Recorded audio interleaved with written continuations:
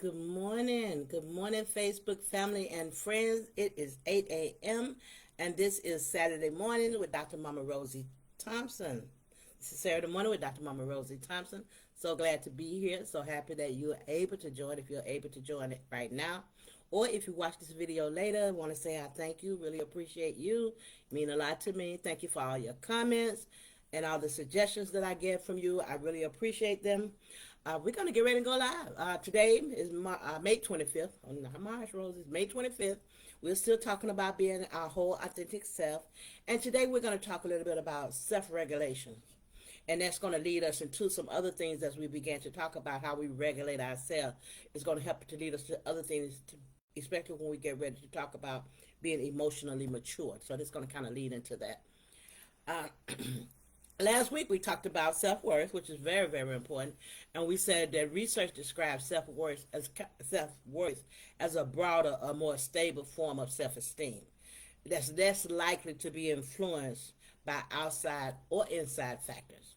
Instead of focusing on your skills and traits and circumstances and your achievements, it describes the core belief that you have about your worth and your value.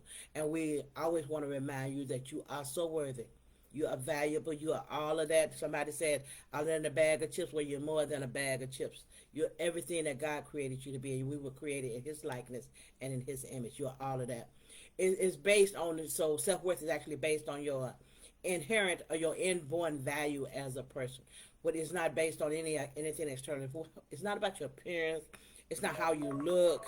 It's not how much you weigh. It's none of that stuff. But it's how you feel about when once we get to realize who we are, and then it helps. That's what self-worth is, and it's so much more, I think, important than just having self-esteem, because when we have self-esteem, self-esteem, one day you can be this way, but the next day you cannot be this way. So our self-esteem can fluctuate depending on the situations and the environment that we're faced with, but our self-worth will not, because if I know who I am today and I really know who I am, then I know who I am tomorrow. And it doesn't matter what situations come my way. It doesn't matter if it's a good day, if it's a bad day. I am still worthy because of my self-worth, and I realize that. Um, so some examples of self-worth include, like I said, it includes security, resilience, and character. So security is an example of self-worth because it gives you a sense of control over yourself and over your environment. We talked about being an individual and we control ourselves. We don't care what the world says about us. We don't care what other people say about us. What's important to us is what we say about ourselves. Self-worth is the foundation of human motivation and aspiration. And understanding and nurturing it can lead to a more fulfilling life.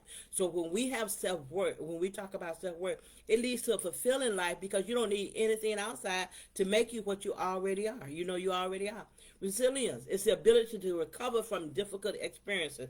So self-worth will help us to recover. So when we're having a very difficult time because of what people are saying about us in self-esteem, self-worth goes deeper in that. So we're able to recover from difficult experiences because we know who we are. You remember when we talked about sharing our story and finding the strength in our story? How we talked about, like when I wrote my book, my childhood experiences and stuff, the abuse and the things that I've gone through in life. But it taught me how strong I am. It reminded me how strong I am, and I know that I can get through anything because of all the stuff I've already been through. So that's self worth, and character is an example of self worth because it includes the traits like integrity, humility, kindness, and respect. And these will help us to maintain a moral high ground, and it will help us to always do the right thing. So I'm here. I'm very humble. Like I say in my book, I'm a thornless rose. I don't prick everybody that come at me. Not because I'm afraid of anybody coming at me, but because I know who I am. My self-worth is way more important than what you think, what someone else can say. I'm kind, I choose to be. I'm respectful, I choose to be. That's who I am. It's because I know who I am that I can be these things and that I can, be this way. It's about who I am. Research has also shown that we can lead a fuller and more satisfying life when we have a wholeness that includes a balance of our physical, emotional, intellectual, social, spiritual, environmental, and vocational life. as we know, we've been talking about trauma for quite a while. Trauma disrupts that balance. And in order for us to take full control or to become authentically whole, we need to self-regulate ourselves. We can't expect anything on the outside to regulate us when we're going through stuff, but we need to self-regulate. So self-regulate is the ability to monitor and to manage our energy states, our emotions, our thoughts, and behavior in ways that are acceptable and produce positive results such as well-being and loving relationships. So when we want those loving relationships, we want a positive well-being. So in order to do that, we need to self-regulate, to manage ourselves. We manage our energy. How am I feeling? Am I up or down? Yesterday, for an example, I was feeling kind of, I don't know why, when I get a moment to just do nothing, that I feel like I should be doing something. And yesterday I was feeling kind of alone and feeling lonely. And I decided to go for a walk because I'm right downtown in the middle of everything. I can walk to everything. And I decided to go for a walk, and I went for a walk. And on my way back from my walk, after passing the ice cream shop, didn't go in. And there are different restaurants, didn't go in. But I stopped and I sat on the bench before people watch for a minute before I come, down the street. And there was a lady sitting on the bench there beside me. And she was waiting for her husband. We struck up a conversation from Bolingbrook, and she was waiting for her husband. So when her husband came up, and she kept talking, and they were on their way across the street right by my house to this concert. And they invited me. They said they had a ticket, and he didn't have time to pick up his friend because the concert they thought it started at 6. The doors opened at 6:30, but the concert didn't start till later. But anyway, they gave me a ticket, and I went with them. So I didn't feel alone anymore. I had a really good time laughing and meeting new people. And then there were other people that came, and they were all together. The band was awesome. It was just, that's what, when we have to manage ourselves to, when these things come upon us, what am I going to do? I can sit in the house here and keep thinking about how I feel lonely, or I can do something about it. So we are in control of ourselves. Self-regulation is essential to trauma therapy. For virtually all of us, all survivors of trauma deal with an ongoing emotional reaction to things that reminds us of the past. So I'm lonely, I've been by myself. Instead of yesterday feeling lonely, it goes back to, I've been by myself all this time. See, we go and what we do, we pull in other days, but it's not other days. Yesterday was one day. Yesterday was one time. I felt that I felt by myself, but I didn't have to be. So what are we going to do? We manage those triggers. And we're going to talk about secondary alerts too, because we haven't done that before. But we manage those triggers. We manage those secondary alerts. And with the increased vulnerability of stress, they usually follow trauma. There's always. So it reminds us of those past ones and the increased vulnerability of stress that follows trauma. So even trauma itself, there's stress levels that follow it. And we have to manage that. So we want to self-regulate that. Secondary trauma, I want to mention that, is a type of trauma that's caused by indirect experiences. So a lot of times when we talk about trauma, when I first started to come on here and people would respond to this, they would say things like that. They didn't go through what I went through. No, you don't have to go through what I went through. If whatever you went through in life caused you to be overwhelmed or to feel like you're not in control, that's traumatic. It's traumatic. Even if it didn't happen to you directly. So when we start to get better, the first thing we need to do is, we don't want to eliminate ourselves without having the information before we eliminate ourselves, because sometimes people start to eliminate themselves, but then there were so many other people who were able to look into their own lives. We are said at the very not at the very beginning of this, but we said at one time that when we look through the window of somebody else's life, when you look through the window of my life, and you know that I've been abused, you know that I've been disrespected, I've gone through a lot of stuff in life, and when you look through the window of my life, it's like the lady who was looking through the window with her husband, looking through the window and watching her neighbor do laundry. And the story goes that she was watching her neighbor hang the clothes on the line, and she was saying to her husband, those clothes are not clean. I don't know why she would hang them out there for everybody to see. Somebody need to teach her how to do laundry. And another day, they sitting at the kitchen table. The lady did her laundry, and she's still talking, those clothes are not clean. They're dingy. And it kept going on until one day, she looked out the window. The lady had did her laundry. She told her husband, well, finally somebody showed her how to do laundry. Now that's how you should do laundry. Those clothes are now clean. And he told his wife, he said, honey, no, I washed our windows. So when we look through the window of somebody else's life, we fail to look in the mirror of our own. And when we're talking about becoming our whole authentic self, we're looking in the mirror of our own. I've done that so many times, even at church. I would look through the window at somebody else's life, and I would be the one in church, and I would think the message was for somebody who was not there. No, that's not what we do. If we look and always look in the mirror of our own lives, then we'll be able to look through the window at somebody else's totally different. You find that you can look through at their life and it's not the same as when you're not focusing, because that's a distraction. It is a distraction that keeps us from being our whole authentic self. Sometimes it's too painful for people to be whole. Sometimes it's too painful for people to be authentic, so that it helps them if they can find everything. My girlfriend said, yeah, they're deflecting. If I can find all the problems in you, then it helps me not to have to see the problems in me. And I don't know about all, but I know the majority problem in our life has something to do with us. And if we can work on those things, it helps us to really look at life totally different. So when we say secondary trauma is a type of trauma that's caused by indirect experiencing a traumatic event. Anyone that's in a position to hear like the recounting of a traumatic experience is at risk of secondary traumatic stress, especially when those recounting experiences are that of a child, of a helpless person. So you hear about this child, and this child is talking about what happened to this child, and it just really gets to you. It bothers you. It gives you painful memories of the story. You keep thinking about it, and it keeps giving you mood swings. It can make you very irritable. It can cause emotional outbursts. You see something else with a child, and it reminds you remember that story of what happened to that child, and then you in the story, somebody snatches their child, and you get this emotional outburst. Those are signs of secondary traumas. That could be something that happened in the past that's affecting you now. So we need to always make sure that we're paying attention to see, is this now? Has something happened in my life that when these type of situations come up, it affects me? Sometimes when we have signs of secondary trauma symptoms, avoid the things that remind us of it. We don't want to be around. We don't want to talk about it. We just want to get away from it. So that can be a sign. That can be a sign too. Or engaging in self-destruction. It can cause us to engage in self-destruction of reckless behavior. It can affect us to that point, and it didn't even happen to us.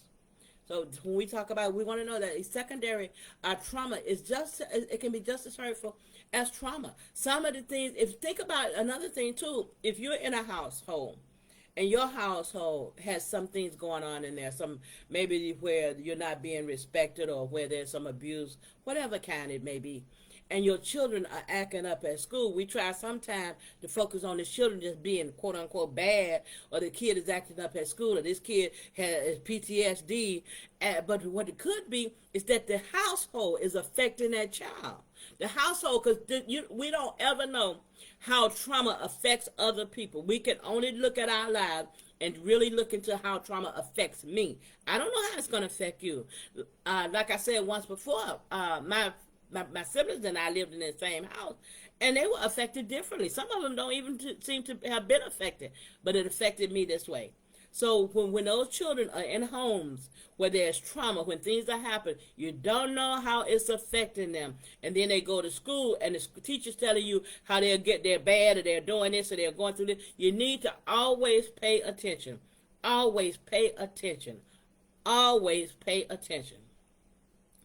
Self-regulation is how we deal with stresses, and as such lays the foundation for other activities.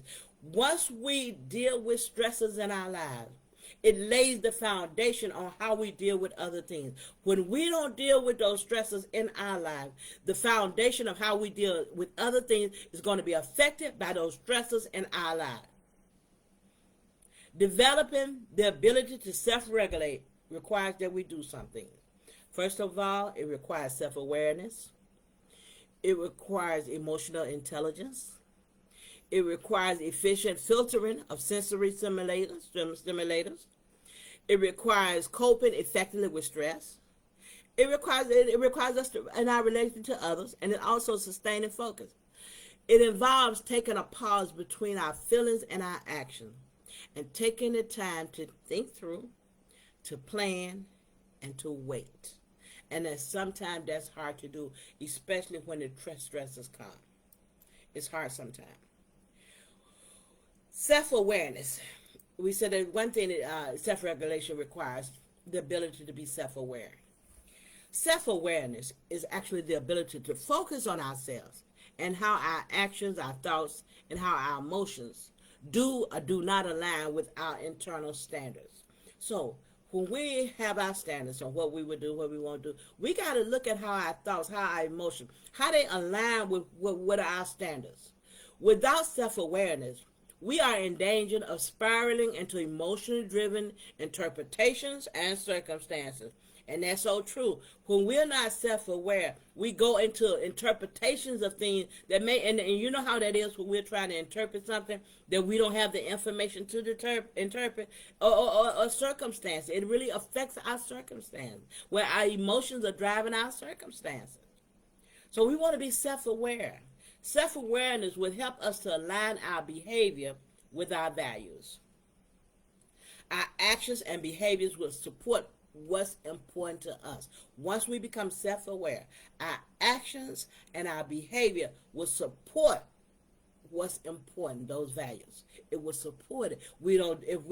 If our values, we don't, certain things we don't do, then our actions will support that. I don't do that. I don't allow this in my life. I was looking at the video where the young lady, and I don't know her name, I forgot her name, where she was somewhere on a red carpet event, and the lady, the guards and security seemed to be like pushing her along or whatever, and she stopped and pointed her finger, said a few things, and she came back on television. She said, I have boundaries.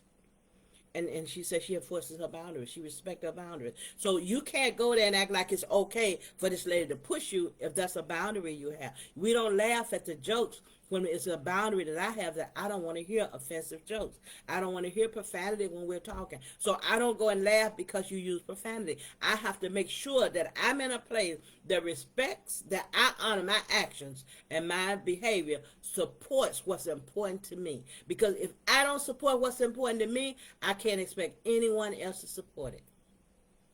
Some of the benefits of being self-aware, it gives us the power to influence our outcomes. We're self-aware, we influence our outcome by improving decision-making, increasing self-confidence, and allowing us to communicate more clearly and intentionally. When we communicate, we want to be intentional about what we say. We don't want to give somebody, there's a few things I hear a lot of times, like, I'm okay when we're not okay. That's all right when it's not all right. We need to be intentional in our communication, and we need to be clear. If it's not okay, it's not okay. I know a lot of this stuff happened because when we were kids, our parents taught us, you fall and hurt yourself, and you're okay, get on up. Yeah, we're okay in the sense that we're not dead, but we're hurt. And we can admit those things. We can admit those things to ourselves, especially to ourselves. Self-awareness also allows us to understand things from different perspectives when we are aware, by freeing ourselves, because it frees us from assumptions and biases. It frees us from accepting that something is true or is certain to happen without any proof. Sometimes we have these conversations, like we're in a relationship with somebody, and they don't call us, or they don't return our call. So we have these assumptions.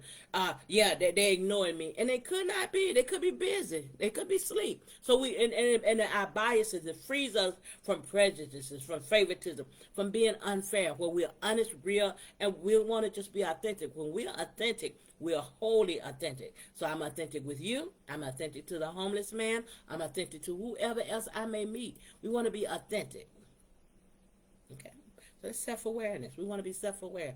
Also, developing the ability to self-regulate requires emotional intelligence. We want to be emotionally intelligent. So emotional intelligence is actually the ability to identify and understand our as well as other people's emotions. Emotional maturity is the ability to apply your emotions emotional intelligence. So when we're talking about, we're not going to talk about emotional maturity. We're hoping that Leslie does that when she come on. But to be emotionally intelligent is the ability to identify and to understand your and other people's emotions. Emotional maturity is the ability to apply your emotional intelligence knowledge in an appropriate way based on the situation and the people involved. So when we get to be emotionally intelligent, we know how, emotionally mature, we learn how to apply the intelligence that we have. It's important for us to be emotionally intelligent so that we understand when our emotions are not in the right place, when we're responding to other people, and also when we make decisions. We want to make sure that our emotions are always in the right place, especially when we're responding to people. It can't be based on how we feel. We got to be mindful of that other person. Like I remember at work, they used to always say, send the email as if you're the reader, so that that person understands. We have to pay attention to other people. We don't want to say something to somebody because you can't take it back. You can apologize, but apology sometimes doesn't work as well as if you had not. Well, it never works as well as if you had not said it. We want to be mindful if trauma triggers are affecting our emotions. So we always go back there. Trauma triggers will affect your emotion, will affect our emotions. Words like they always do that. Every time I look around, it's not every time. Because I'm sure you looked around and that wasn't the situation. It wasn't always. Nothing is always. One of those days you were asleep, so it didn't happen then. So it's not always, and it's not always, and it's not every time. And we want to make sure that we're mindful of those things. We want to make sure that we're mindful of them. Thank you, Emily. Emily said next week she can hear us. Thank you, Shakayla. I really appreciate you joining. She just said absolutely. Thank you so much. So we want to be emotionally intelligent. Once we fully understand our emotions, we recognize that we have three options in every encounter we come about. We can approach it, we can avoid it, or we can attack it. Recognize that in every situation, we have three options. We can avoid it, approach it, and then we want to approach it, but we want to approach it intelligently. We don't want to avoid it because that affects us. If there's a situation or some emotion in our life, if we try to avoid it, then it comes back again. That's why we start to say, well, this keep always happening every time I look around. Or we can attack it where we just go at people in the wrong way. We want to always approach in a way that's going to benefit, actually going to benefit us. While we may feel as though our choices of behavior is out of our control, it's not. I just went off. I don't know what made me do it. Our emotions should never be out of control. Our behavior is never out of control. Whatever we did, we need to take ownership of our own behavior, our own actions. Even though our feelings may sway us toward one path, remember that we are more than those feelings. That's what we're trying to get. We are more than what I feel right now. Yesterday, I was feeling, like I said, I was feeling lonely. I can sit there and be in that, but I'm bigger than that. I'm way more than that. So what am I going to do about it? I got up and I went for a walk. There's something we can always do. When we exercise our emotional intelligence, it helps us to restore balance by focusing on our deeply held values rather than that transit emotion. That emotion we're having at whatever time is transit. It's going to leave. We'll have a different emotion at a different time. Don't allow that one emotion or that emotion that's going to go away to actually be the focus of what we do, because it hurts us more than it helps us. We want to look beyond that momentary discomfort and find the larger picture. What is it that I'm trying to gain? What is it that I want? And then we can make those decisions. We want our decisions to be made. Because we're intelligent in our emotions. We also want our self-regulate requires that we are efficiently filtering of our sensory stimulations. The sensory stimulation is the crucial process through which our nervous system integrates and adjusts sensory input, enabling us to maintain balance and an optimal level of energy, rather.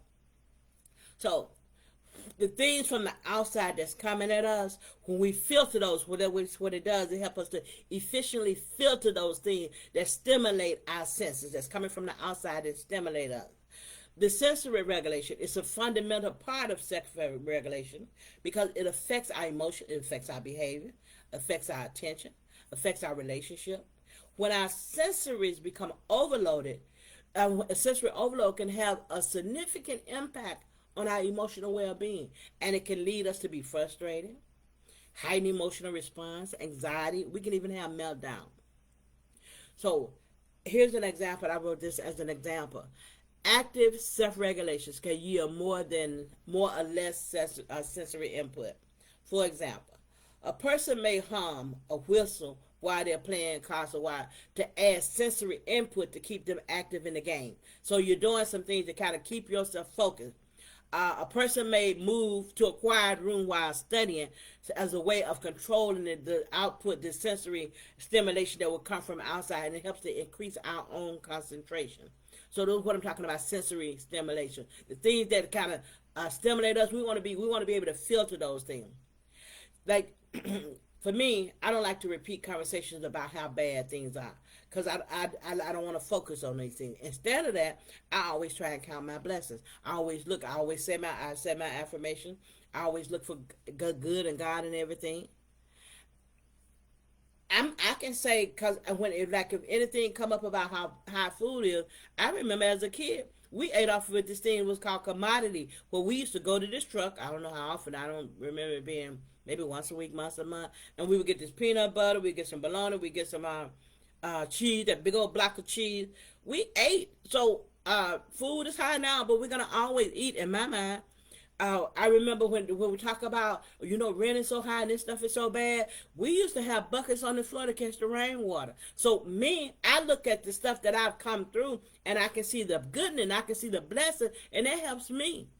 That helps me to be better. That helps me to focus myself, and they help me to filter those things that would come from the outside that would make me feel and think differently. Because I don't want my thoughts to start controlling my action, especially not those negative thoughts, because our thoughts control, what we feel is going to control our action. So I don't want to feel and think about everything being horrible.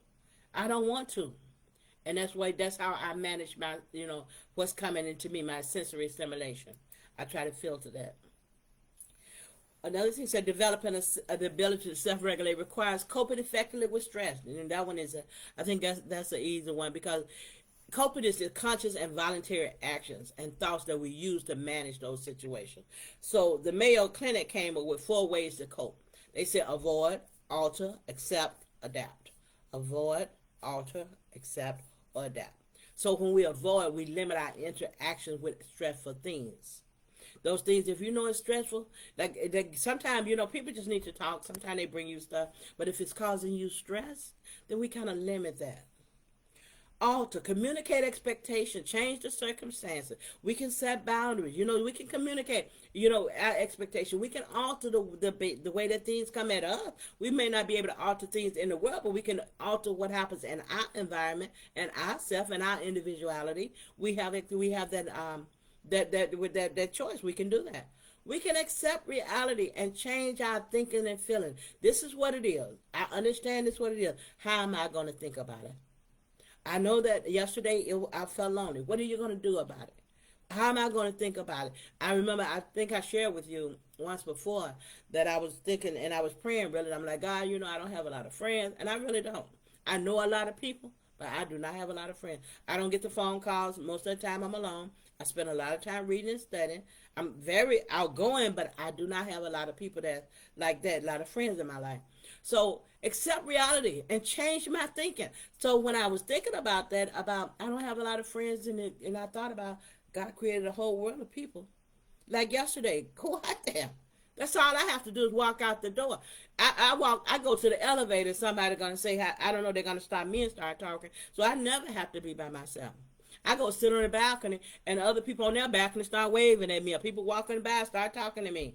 So we can accept the reality and change our thinking, change how we feel, or we can adapt. And we can find ways to adapt to stressful situation. I don't know how ways you would choose to adapt to stressful situation. My desire is always to accept and change. You can adapt to it. Some people just live in a stressful situation, and they do other things to make them okay, but they're still in those stressful situations. we said that developing the ability to self-regulate requires relating to others. When we're relating our feelings and our reaction, it gives us time to listen and to take other people into account, their feelings into account. So when we're self-regulated, we're gonna always be relating to somebody. But it helps us to handle disappointments and react rationally to changes that are out of our control. We don't control anyone but ourselves. We are only in charge of ourselves. So it helps us when we self-regulate, when I can get my mind in the right place, or when I can self-regulate and I can get to a place where uh, every situation is one situation. It's not what happened in the past. It's not anything else. This is this situation. And when I self-regulate, control my emotions and my thoughts and stuff, then I'm able to take that situation, even if it's disappointing. Like we talked about setting boundaries. Sometimes when you have to let those people go, and if you let those people go, that can be very disappointing. But if it's for your health, then you have to do, it's the best for you to do, then that's what you do. So we self-regulate even in that. I feel bad about it. I'm sorry that this happened. But you also help yourself remember, I wasn't the only one in the relationship. If a relationship ended, it wasn't just you. It was two people. Whatever the reason it ended, it was still two people in that relationship. So don't take all the blame for the relationship not working out. Don't blame yourself. We give our own self grace. We give our own self. We're merciful to ourselves. We control our thoughts, our emotions, our action, and especially our words. When we self-regulate, because sometimes if we don't self-regulate, we take everything personally. People say something and we just think it's all about us. It's not always about us. It's not always personal. Even if it sounds personal, even if it's something that someone else has done before, it's not necessarily personal. And when we're not self-regulated, we take everything personal. They didn't show up. They didn't want to come over here because I'm here. They didn't come out to the park because they knew I'd be here. It's a big old park. And we have to really self-regulate our thinking. We have to really self-regulate and think about this stuff so that we don't get into places where our thoughts are taking control of us and our emotions are taking control of us. Everything is not personal. So, situational fluctuation and self-regulatory strength. Situations sometimes will cause a fluctuation in the strength of how we self-regulate. All depends. It could be a husband and wife. Then in that situation, you may be able to not regulate as much as you would with a friendship. So situations causes fluctuation in how we self-regulate. So, I know a good one. At church, when the pastor's around, we don't say that. But behind the pastor's back, when it's just you and me, then we say certain things. At work, when the manager's around, we don't do that. So situation can fluctuate self-regulation. Somebody may say something to you when the manager's around. You say, "Well, I'm sorry you feel that way." But if they say that same thing to you when it's just the two of you, your strength may be different. So we definitely want to take control of ourselves. We always want to manage our own emotion. We want to definitely manage our own emotions. Okay, thank you. Okay. So, I just want to make sure that there were nothing else I need to address. So we also want to we talked about developing the ability to relate to other people. And there was another one that said develop the ability. It said requires that we sustain our focus. We want to stay focused.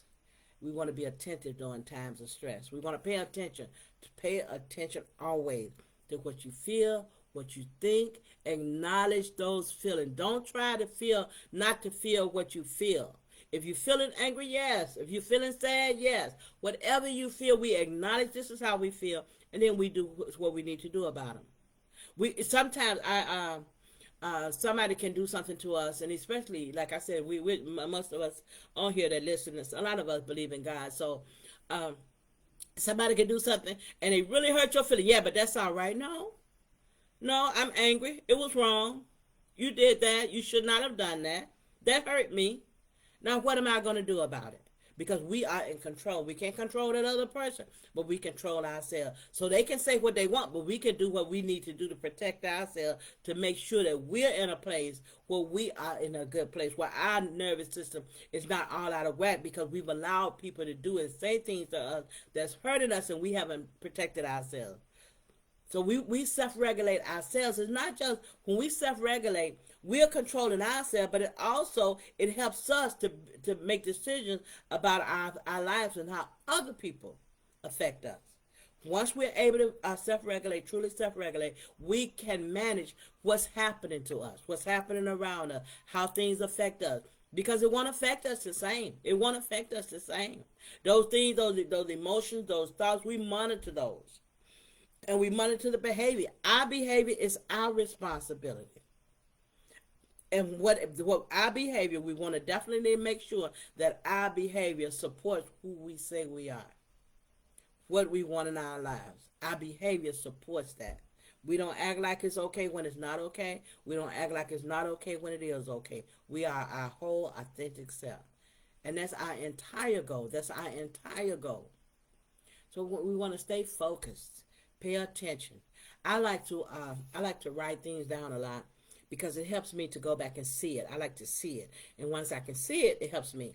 So sometimes, if there's things that's really bother you at times of stress, write it down. Write down how you feel. That was a part of when I went to therapy. One of my therapists had me when I couldn't come to her. I told her I can't afford to keep paying this, and she said, "Well, when you're not coming to therapy, get a notebook and write it down." Any situation that you feel like you want to write down, write that situation down. Write down what was happening at the time that happened. Write down how you felt about it.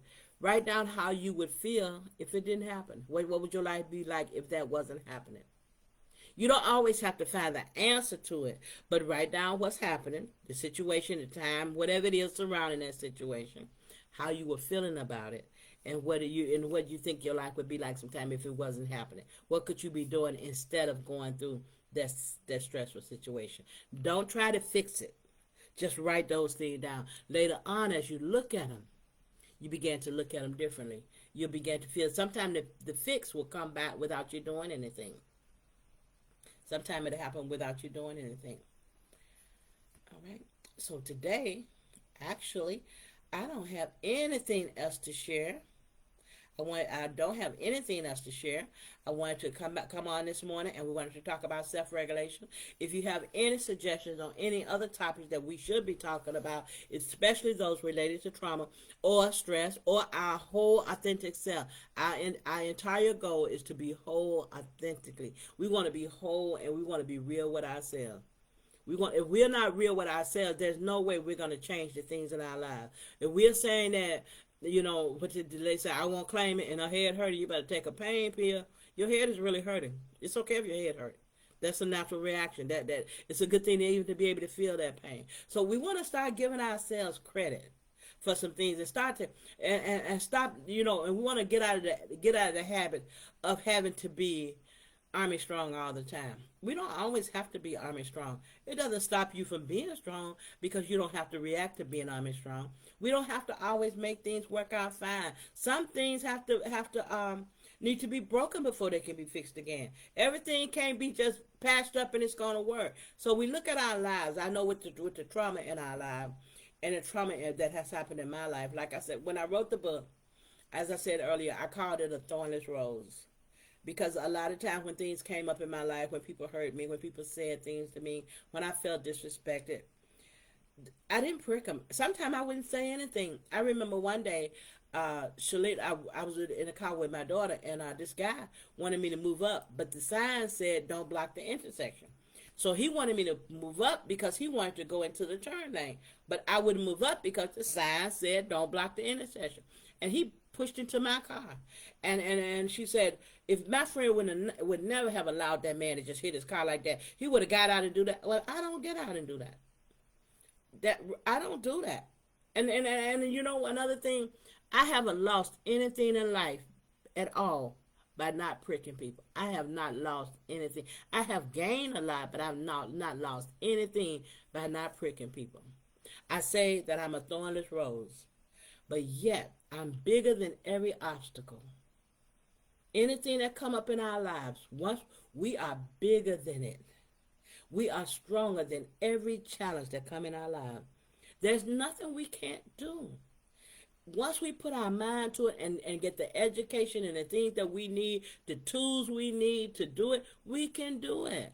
We can change our life for the better. We can be that person that we want to be and that we deserve to be. Not based on what somebody else think about us, but who we deserve to be and who we want to be. We can do that. If there are no questions or any comments, we're going to do our affirmations for today. I want to say again, thank you everyone who come on. I really appreciate it. I appreciate, you coming on and listening to me. I appreciate you taking the time out of your day to come on and listen to this. And I thank you all who will be listening to it later on and those who will be listening to it on YouTube.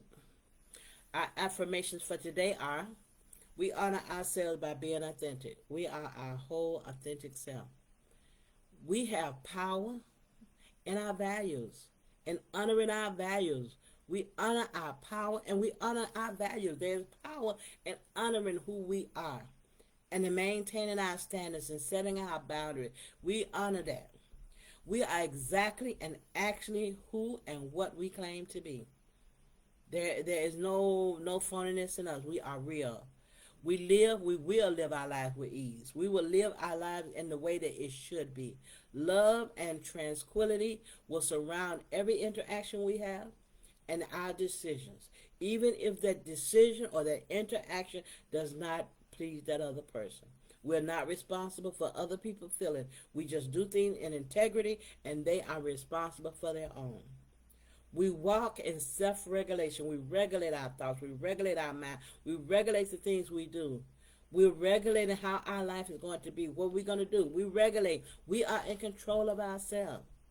We allow ourselves to accept positive comments and thoughts about ourselves. We remember we are somebody. We are somebody awesome. We are fearfully and wonderfully made. We are worthy of everything that you desire. You are worthy, so worthy.